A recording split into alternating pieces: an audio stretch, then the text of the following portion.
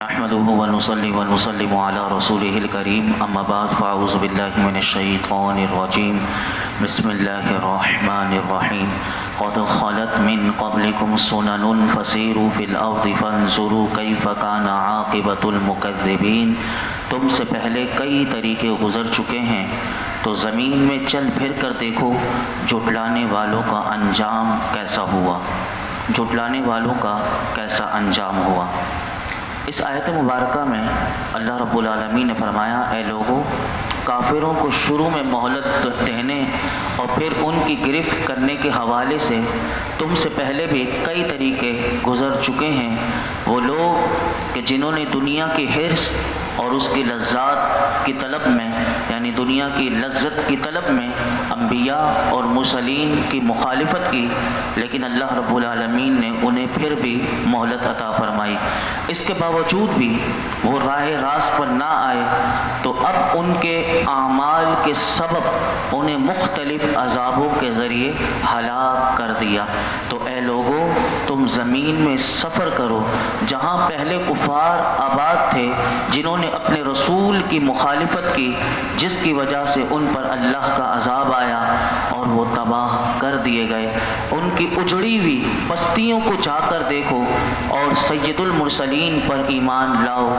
یہاں پر علماء فرماتے ہیں کہ اس آیت کے ذریعے یہ پتہ چلا کہ اگر سیر کرنا، یعنی تفریح، چاہے انسان سیر و سیاحت کے لیے، لیکن اس میں اس کی نیت یہ ہو کہ میں عبرت حاصل کروں گا، میں نصیحت حاصل کروں گا، اور صحیح مقصد کے لیے اگر وہ سیر اور سیاحت کرتا ہے تو یہ سیر و سیاحت کرنا بہت فائدہ مند ہے۔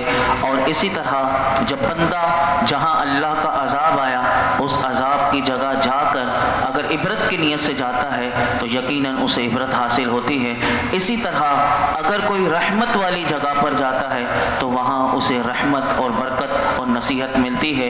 جیسے کہ اللہ کے جو ولی ہوتے ہیں ان کے جو مزارات ہوتے ہیں وہاں رحمت نازل ہوتی ہے۔ مسجدیں جو ہوتی ہیں وہ رحمت کی جگہیں ہوتی ہیں، تو بندہ جب مسجدوں میں آتا ہے تو اس پر رحمت اور اللہ کی برکتیں نازل ہوتی ہیں۔ تو اسی طرح یہاں پر اللہ رب العالمین نے بتا دیا کہ جہاں عبرت والی جگہ پر جا کر بندے کو عبرت ملتی ہے، اسی طرح رحمت والی جگہ پر جا کر اللہ کے پیاروں کے مزار پر جا کر وہ جب دیکھتا ہے کہ اللہ کے ولیوں کو اللہ نے کیسی عزت افزائی فرمائی ہے، تو اسے اس کے بیک گراؤنڈ میں جب وہ جاتا ہے کہ یہ انہیں عزتیں مرنے کے بعد بھی اتنی مل رہی ہیں، تو پھر اسے پتہ چلتا ہے کہ انہوں نے زندگی میں اللہ اور اللہ کے رسول کی کیسی فرما برداری کی، تو اسی فرما برداری کی وجہ سے ان کے دنیا میں بھی اللہ نے عزتیں دی۔ جب یہ دنیا سے چلے گئے تو آج ان کے مزارات پر بھی لوگ آ رہے ہیں اور اللہ انہیں عزتوں سے نواز رہا ہے۔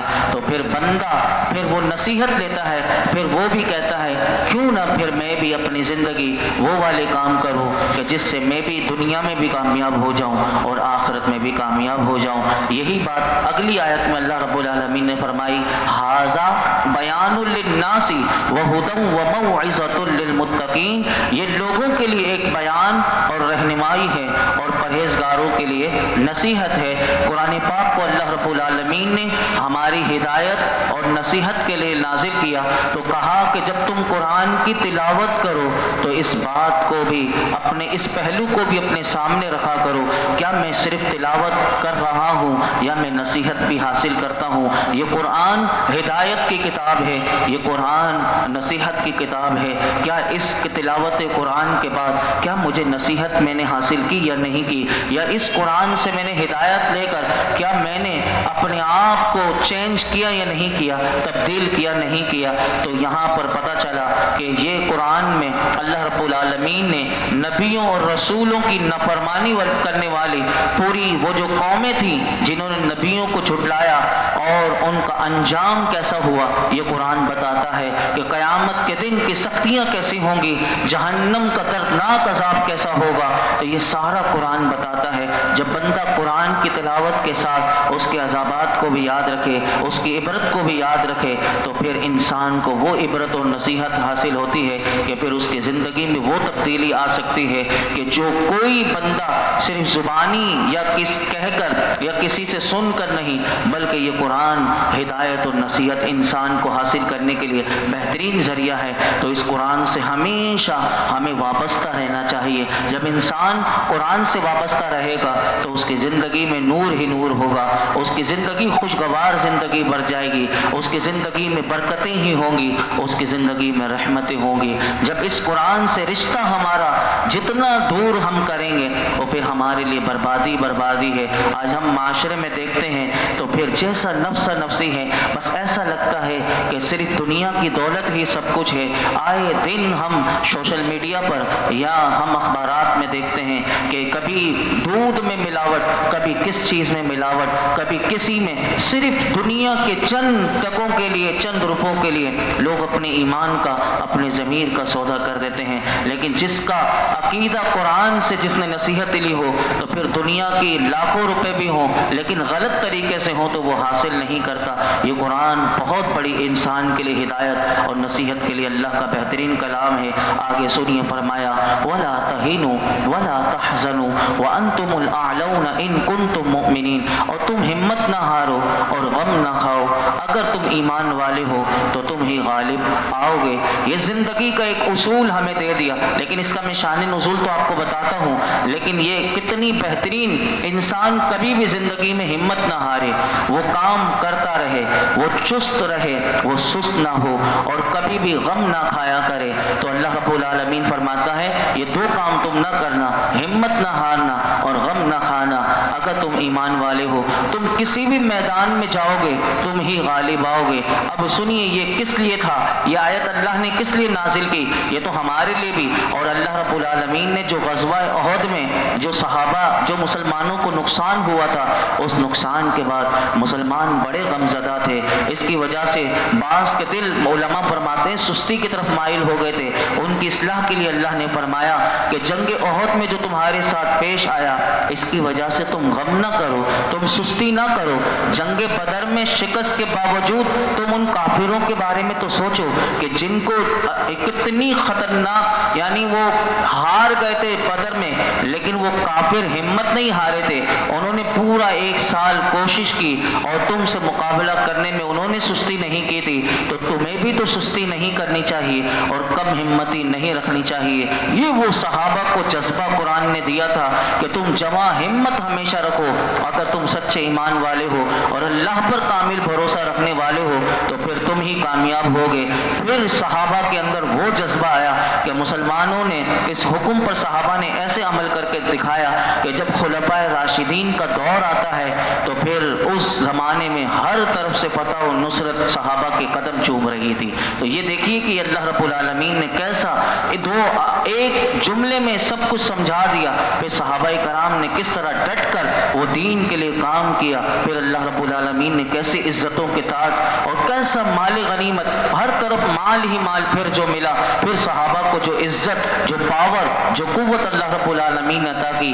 آج ہم بھی مسلمان اس اصول کو یاد رکھ لیں تو ہمیں بھی عظیم الشان کامیابی ملیں گی۔ آگے فرمایا ان یمسسکم کرح فقد مس القوم کرح مثل وتلك الايام نداولها بين الناس وليعلم الله الذين آمنوا ويتخذ منكم شهداء والله لا يحب الظالمین۔ اگر تمہیں کوئی تکلیف پہنچی تو وہ لوگ بھی ویسی تکلیف پا چکے ہیں، اور یہ دن ہیں جن میں ہم نے لوگوں کے لیے باریاں رکھی ہیں، اور اس لیے کہ اللہ پہچان کرا دے ایمان والوں کی، اور تم میں سے کچھ لوگوں کو شہادت کا مرتبہ دے، اور اللہ دوست نہیں رکھتا ظالموں کو۔ اس آیت مبارکہ میں اس کا خلاصہ یہ ہے کہ اے مسلمانوں یاد رکھو کہ اگر میدان احد میں تمہیں تکلیف پہنچی ہے تو ویسی انہیں بھی تکلیف تو میدان بدر میں پہنچی تھی۔ تو یہ دن ہم لوگوں میں پھیر کر لاتے ہیں اور کبھی کسی ایک کی فتح ہوتی ہے کبھی دوسرے کی۔ تو یہاں پر بتایا گیا کہ یہ بھی یاد رکھو کہ کبھی کبھار جو کافروں کو غلبہ ملتا ہے اور کافر بظاہر جیت جاتے ہیں تو وہ اس لیے ہوتا ہے، اللہ رب العالمین نے فرمایا تاکہ وہ ایمان والوں کی پہچان کروانا چاہتا ہے۔ اور کیوں کروانا چاہتا ہے؟ تو کہا ان میں سے ہم دکھانا چاہتے ہیں کہ کون صبر و استقامت کا پیکر بن کر رہا اور کون بزدل بن گیا میدان جہاد میں۔